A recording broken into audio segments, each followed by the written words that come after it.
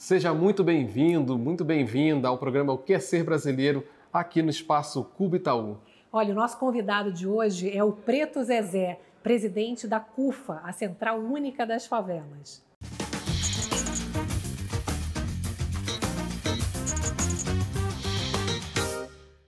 Estamos aqui hoje recebendo o Preto Zezé, presidente da CUFA, Central Única das Favelas. Preto Zezé, muito obrigado pela sua presença. Obrigada. Eu que agradeço o convite, né? Agora que deu certo. Já tentamos várias vezes. Desencantamos. Opa, com certeza. Antes tarde do que nunca. Preto Zezé, você pode nos dizer quem é você?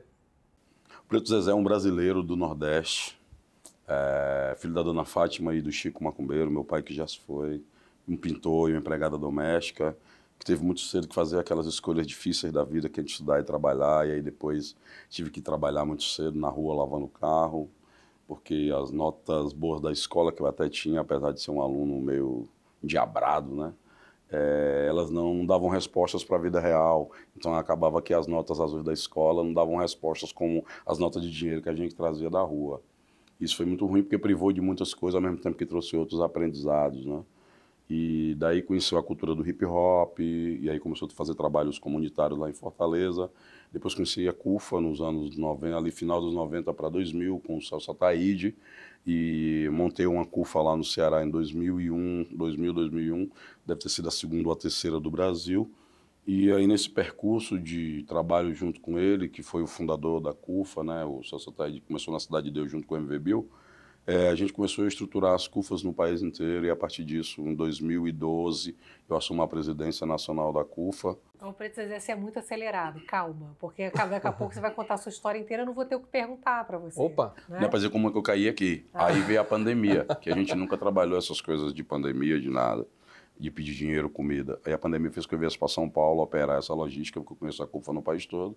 E aí acabou eu ficando por aqui em São Paulo, já estou há 2 anos e meio, já morei aqui em 92, mas uma situação totalmente diferente de hoje. E agora estou aqui, cheguei até nesse momento aqui com vocês. É que você é acelerado, né? Já contou sua vida toda em 1 minuto e meio, sei lá. Eu resumo. Você sempre foi assim, a criança agitada? O rap ajuda e a minha agonia. Eu sou muito agoniado por coisas práticas, né? Por fazer. Na minha cabeça funciona meio, eu sou meio frustrado. Que eu fui pro rap, que você escreve letra de rap. Mas na minha cabeça, quando eu penso em ideia, eu vejo o desenho dela. Funciona assim, meu cérebro caótico, então elas organizam as ideias assim. Então é muito fácil eu pensar numa coisa e já ver executado. Só que eu queria ser desenhista, pelo menos chargista, não consigo desenhar uma letra cubo dessa. Olha, mas você está falando isso tudo, assim, está vendo você todo articulado, mas eu li que você era uma criança tímida, era isso mesmo? Sim. Fui expulso de sala de aula várias vezes, porque como eu era endiabrado de deixar a vida da professora caótica, então ela adorava se vingar de mim, porque eu era o cara que fazia o trabalho de grupo bem, mas eu não queria aparecer.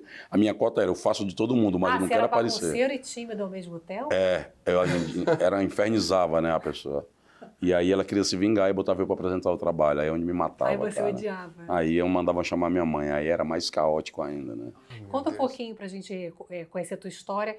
Teus pais são do interior, né, do Ceará, Sim. Mas você já nasceu em Fortaleza, né? Como que era a vida em família? Conta um pouquinho da história da tua família. Eles têm aquela história dos que fazem a migração, né, do interior para a capital, né, as dificuldades da época no interior muito grande, do Nordeste do Brasil, em Fortaleza, e foram ocupar um pedaço de terra em Fortaleza, numa área que na época já era uma área onde, como era mais alto, tinha mais infraestrutura, já era uma área mais de classe média, né?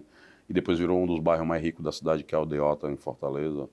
E a partir de lá começou uma luta comunitária de permanência naquele lugar, e daí construiu a quadra. A quadra, na verdade, o povo não acreditava que o governo ia dar casa para as pessoas morarem naquele pedaço de chão, naquela área.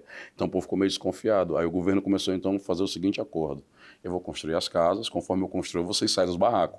Então demorou muito tempo isso. E como não tinha um nome, as pessoas batizavam as ruas de quadras, quadra 1, quadra 2, ou quadra F, quadra G. A nossa era quadra F. E chamaram de alojamento das quadras. Então até hoje ficou as quadras. Mas aí depois, com o estigma, o povo malandramente começou a botar nome de santo. Então ficou quadra Santa Cecília, João Paulo II, para ver se fugia do estigma, né? E a gente mudava até... Eu sou da época que a gente mudava o endereço quando a gente ia procurar emprego, porque as pessoas tinham muito estigma por você morar na favela. Então a gente mudava o endereço. Só que aí o cara perguntava, mas onde é esse lugar aqui? Aí a gente falava, porra, é lá ali na Avenida Estados Unidos. Aí o cara, sei, é nas quadras, né? Aí já era, não tinha jeito. nunca mais o cara ligava para procurar a gente para trabalhar. É impressionante como isso diminuiu, você diria? Diminuiu porque eu lembro quando a gente começou a montar a CUFA há uns quase 30 anos atrás, a palavra favela, nem as organizações de favela queriam usar esse nome, pelo estigma que carregava. Hoje você tem, se você botar favela no Instagram, vai aparecer da comida à moda, do cinema à tecnologia, do programa de TV, do grupo, do podcast, de música, as letras de todo mundo fala da favela. Então a gente conseguiu meio que passar por esse mar vermelho e sair do outro lado com uma ideia que era uma luta da CUFA, muitas vezes até mal compreendida, porque fica meio numa linha tênue de você romantizar uma situação trágica, né? E você tem que ficar só na denúncia. Mas a gente queria mostrar a favela como um lugar de potência, longe da página policial, longe da ideia somente de tragédia, de carência, e mostrar as potências da favela. Você está falando aí de cultura, né, na favela.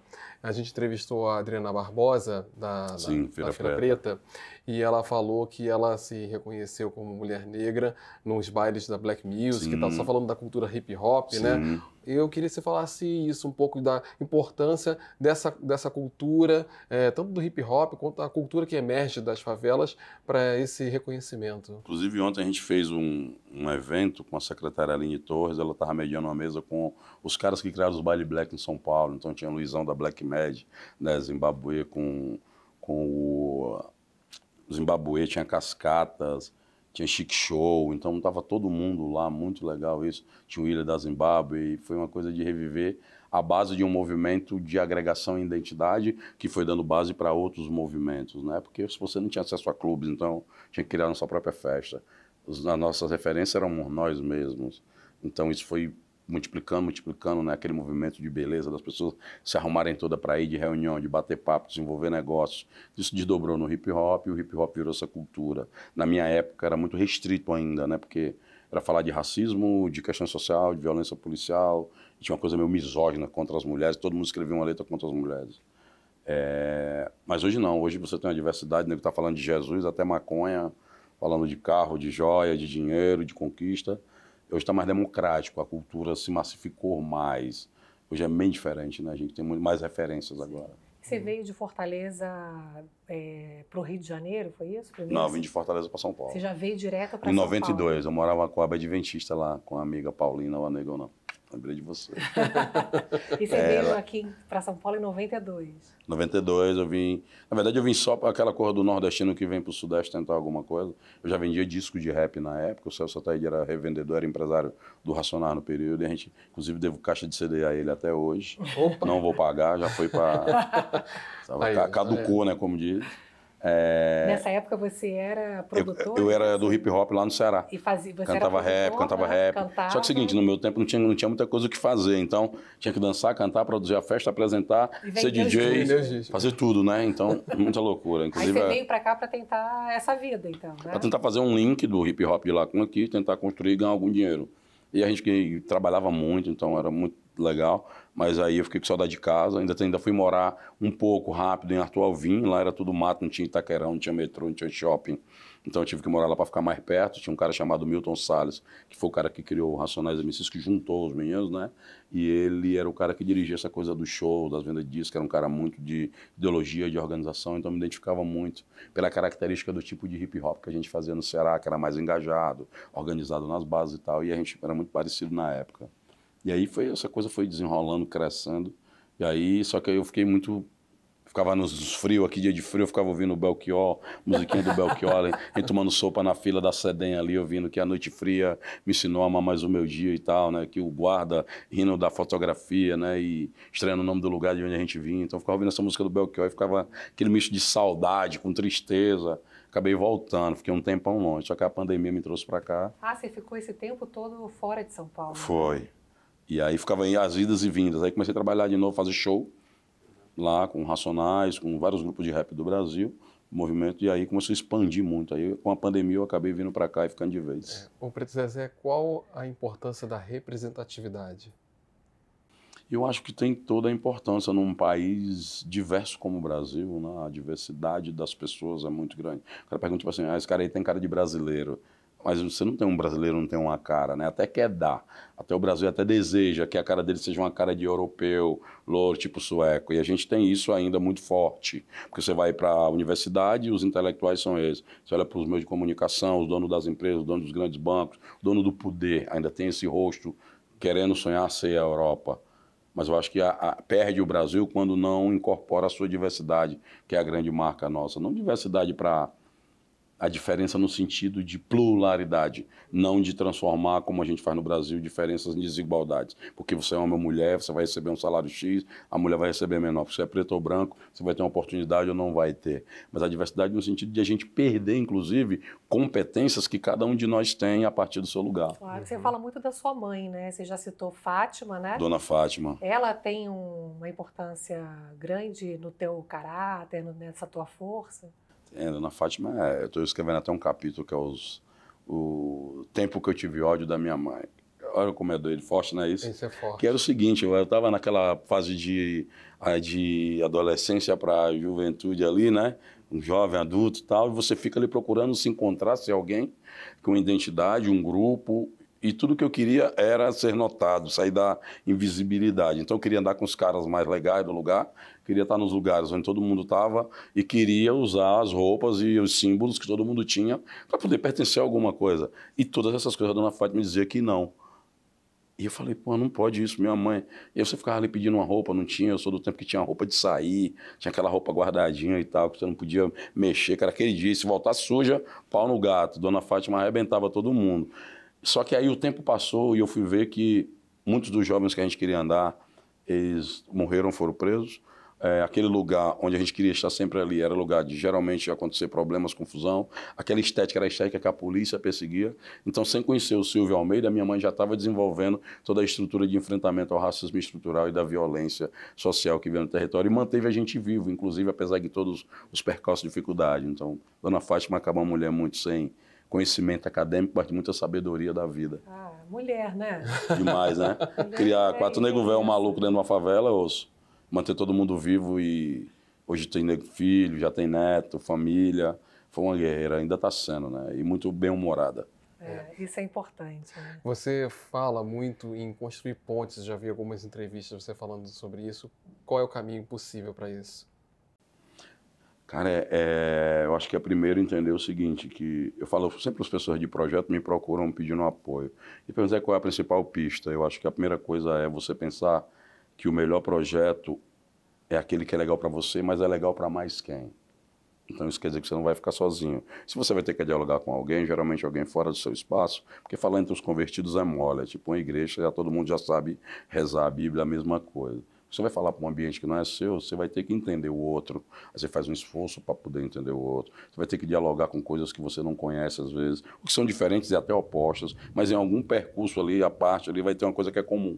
Então você precisa, segundo ponto, encontrar o que é a agenda comum. E no terceiro é como é que você junta mais gente para concretizar a realização daquelas questões. E tem uma paciência enorme com essa diferença. Muitas vezes eu quero fazer um projeto, mas o cara, não, essa metade aqui é legal. Ter paciência que a outra pode se realizar no trajeto. Ou não, você pode mudar e criar outra coisa. Então construir pontes também é uma arte de você se conhecer e conhecer o outro, para poder encontrar agendas comuns. Você estava falando da importância de resistir, né, da Dona Fátima, e seu nome não é Preto Zezé, né? Não. Te chamam de, né, seu nome artístico, digamos assim. É tipo Bond, Zezé. James Bond, então com seu nome Preto Zezé. E por que você tem uma estratégia, né, por trás disso, né? Conta pra gente. Isso começou sem querer, na verdade, tá? Depois foi que eu conceituei e virou outra coisa, que desdobrou num monte de outras coisas. No meu estado, o racismo do Brasil, ele tem um tipo próprio de funcionar. E ele varia de cada lugar. Então, em São Paulo, a luta negra, a construção dos movimentos negros, a questão da economia, né, como a questão da escravidão com a economia, os processos de colonização são de um tipo. Na Bahia é do outro, em Minas é do outro, no Ceará é do outro. No Ceará predominou a ideia de que nem negros existiam. Então eu falei, é sério isso? Então, uma coisa é você existir aqui e perseguir, você ter luta, combate e tal, você existe. Outra coisa é você viver num lugar em que, se você não existe, para que eu vou fazer política de cota? Para que eu vou fazer política para a saúde da população negra? Para que eu vou falar sobre cultura negra? Não existem essas pessoas. Não existe em que sentido? Institucionalmente, e autoridades diziam isso. Aí daqui a pouco saiu um documento do Museu do Ceará falando da presença negra no Estado.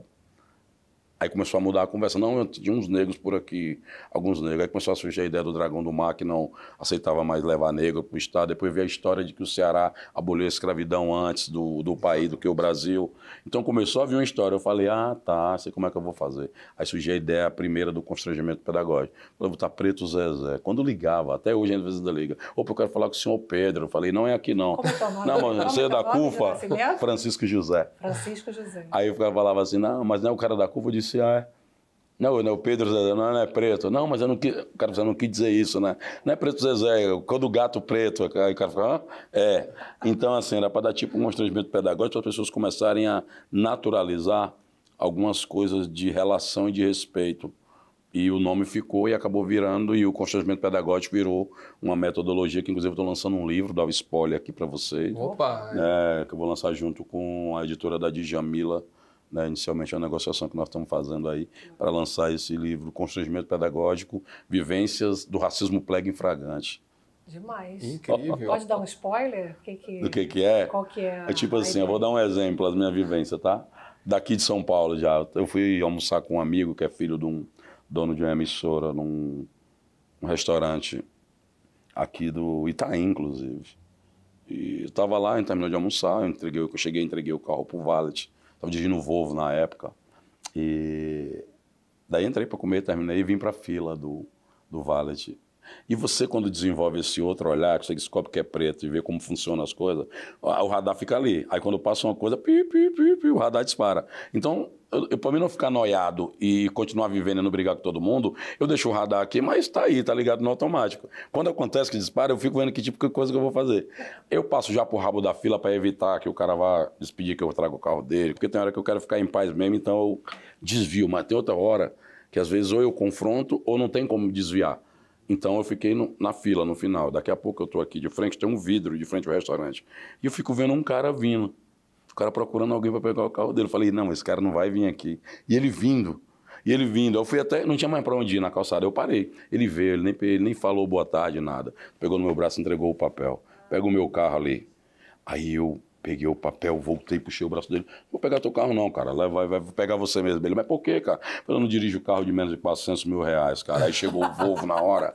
Aí eu entrei. Esse cara ficou tão vermelho, Liana, ele ficou assim, desesperado, cara. Ele foi pra frente do carro. Tomou isso na frente de todo mundo, assim, do restaurante. E todo mundo meio assim, em choque, sem entender o que tinha acontecido. E ele na porta, batendo no vidro. Porra, pelo amor de Deus, me desculpa, cara, eu não quis fazer isso. Isso não é da minha índole e tal, não sou assim. Eu falei, cara, não vou te desculpar, não. Aí ele, mas por quê, cara? Eu tô pedindo desculpa pra você. Foi eu que cometi, não fui eu, cara. Isso é racismo, a ideia que tu tem. E a gente tá sempre como subserviente. E esse dia aqui vai ficar... E eu não vou levar a delegacia porque não vai dar nada, mas esse dia vai ficar para tu te lembrar toda vez que tu vê uma pessoa preta numa fila do valet, para tu pensar se ele é o dono do carro ou ele é o controlante do veículo, tá? Demais. Bom, a gente vai fazer, então, um intervalo rapidinho. Preto Zezé, é muito bom conversar com você. Se deixar, a gente vai estourar todo o tempo. Segundo bloco, certamente, muita história boa.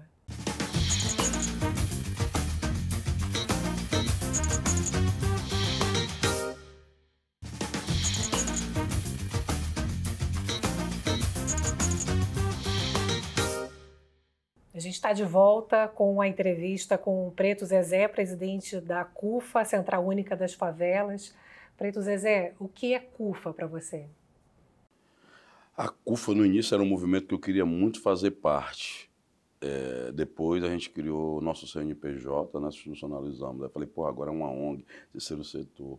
Depois eu fui vendo que a CUFA se transformou num grande sentimento, então é mais do que um registro, uma organização, que é aquele sentimento de você poder acreditar que mesmo na dificuldade você vai construir um outro tipo de agenda. Eu fico vendo as pessoas falar a palavra empreendedorismo, é muito lindo e bonito, mas na favela, pela própria situação caótica e precária, a favela já cria as soluções dela, faz seu corre, dá seu jeito, dá seus pulos. Então, a CUFA acabou se tornando esse sentimento de potência, de visibilidade positiva, de transitar e realizar as coisas, dialogar com os poderes. Então, um misto de potência, de autoestima e liderança e ao mesmo tempo de ser liderado, né? Porque eu falo sempre por líder da CUFA. Você tem que achar legal ser o líder da CUFA, mas ao mesmo tempo você também tem que ter a mesma dignidade e grandeza de carregar a cesta básica, então de ajudar as pessoas, então tem que ter a dignidade de ser general, mas também estar preparado para ser soldado com a mesma grandeza.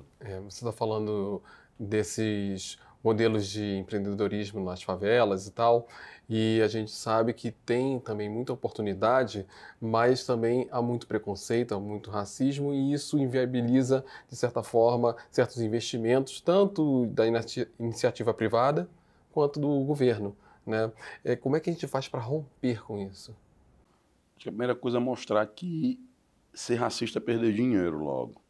Então, você tem uma massa das favelas produzindo 200 bilhões em poder de consumo, onde hoje, pelo IBGE, quase 60% se declaram negros ou pardos, pretos e pardos.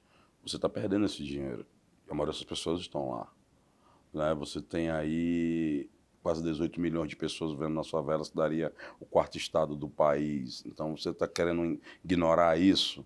Então, tanto o governo como as empresas, elas perdem no sentido de não incorporar inteligências, não incorporar competências, e muitas vezes perder, né? Até porque as pessoas... Eu vi agora os moleques trabalhando de programação na favela, o cara é de uma empresa de Bangladesh, o cara trabalha na Índia, o cara trabalha na multinacional alemã, lá da área do Capão Redondo, outra... Não, então, assim, você tem outras coisas de estratégias de mobilidade social nesses lugares, e o país ia ganhar muito se incorporar, se tirasse essa lente que a empresa olha só como massa consumidora, ou com um olhar de carência, e o Estado ele olha sempre como um lugar de gasto e nunca de investimento. Então, se a gente conseguir inverter isso, e começar a pensar que esse território que produz 200 bilhões, que é o PIB do Paraguai e da Bolívia junto, ou do Uruguai sozinho, ele pode ser uma grande intervenção na economia do país, aí você consegue enfrentar o central, que é a desigualdade, que eu acho que é a parteira de todos os problemas que a gente tem. É porque é um local que é carregado de saberes, a gente tem que valorizar isso, né? E eu acho que dá para fazer as duas coisas. Dá para a gente enfrentar a dificuldade, a desigualdade e incorporando também essas inteligências. Eu vou dar um exemplo. Fui dar uma palestra na Universidade de Arquitetura. Arquitetura é um curso, né, classe A e tal, e tinha lá um grupo de jovens cotistas, e eu fui vendo a apresentação dos trabalhos deles, e o moleque foi pensar, tipo, um centro de acolhimento das pessoas, e tinha uma área de serviço, que tinha um espaço gigante. Eu perguntei, pô, aqui é quarto para todo mundo? Ele, não, cara, esse quarto é da galera que trabalha. Falei, pô, é grandão. Ele é, porque minha mãe, quando trabalhava, ela era do quarto de empregada dela, parecia um cativeiro. Então, o mesmo estudante, mesmo curso de arquitetura, só que esse tem uma perspectiva diferente de pensar. O pensamento dele de produção intelectual é um Brasil diverso e inclusivo, diferente do outro que pensava o quarto de empregada como um lugar, né, fora da lógica da vivência do espaço coletivo. A gente vê os jovens hoje tendo oportunidades, né, que não havia há pouco tempo atrás, em áreas de empreendedorismo, como a gente está falando, mas na política também, na área econômica. Você tem uma grande participação hoje de jovens de periferia, né? Como é que você está vendo esse momento? De participação política? De maior engajamento, né, dos jovens da periferia. Acho que tem muita coisa acontecendo, né? Eu acho que às vezes não são percebidas porque, primeiro, elas acontecem nesse mundo invisibilizado. Que, na partir do que você olha no território somente como violento, de tragédia e de problemas, você só vê isso. Você vai mandar lá polícia, que também não vai resolver. Mas aí você perde de perceber, jovens estão criando na internet, jovens que estão produzindo a sua gravadora de música, estão criando sua marca de roupa, criando aplicativos. O vencedor da Expo Favela é um moleque de uma escola técnica de São Paulo de 23 anos que criou um dispositivo de proteção às mulheres. Então ele criou um dispositivo tecnológico, a mulher pelo anel, pelo cordão, pela pulseira pode ativar 120 redes de proteção à mulher. E ele criou isso por quê? Porque teve uma história de violência em casa doméstica contra a mãe dele. Então, a inteligência dele pensou para proteger, para que não acontecesse com outras mulheres. Então, essa inteligência, na medida que eu olho para o território onde ele mora só como violência trágica, eu não vejo essa inteligência. Quando você olha hoje para a favela, o que você vê? Eu vejo emoção, potência, criatividade. Onde as pessoas veem medo, eu vejo emoção. Onde as pessoas veem tragédia, eu vejo potência. Onde as pessoas veem tristeza e desgraça, eu vejo soluções sendo criadas. Então, acho que a favela tem muito a ensinar para o Brasil. Bonito. E o que é ser brasileiro? Para mim, ser brasileiro é ser essa pessoa, ser o Preto Zezé que transita dos becos e viela aos palácios, levando a nossa agenda, transitando entre os lugares, entre os espaços, que eu sei que muitos dos meus e das minhas não vão transitar, mas o nosso papel é vir aqui e trazer essa notícia, trazer essa agenda, discutir com o setor privado, com o setor público, dos vários gestores de várias cores partidárias, porque a agenda é nossa e a gente que tem que trazer ela até aqui para ela ser encaminhada. Então, ter essa habilidade de chegar e poder dizer o que pensa, trazer uma agenda propositiva, colaborativa, para apresentar um Brasil ao outro, para mim, é a grande tarefa nossa hoje na CUFA, de o que é ser brasileiro. Muito bom. Que bom ter você aqui. Obrigado, eu que agradeço o convite. Obrigada a você que está sempre aqui com a gente. Tchau. Tchau, tchau.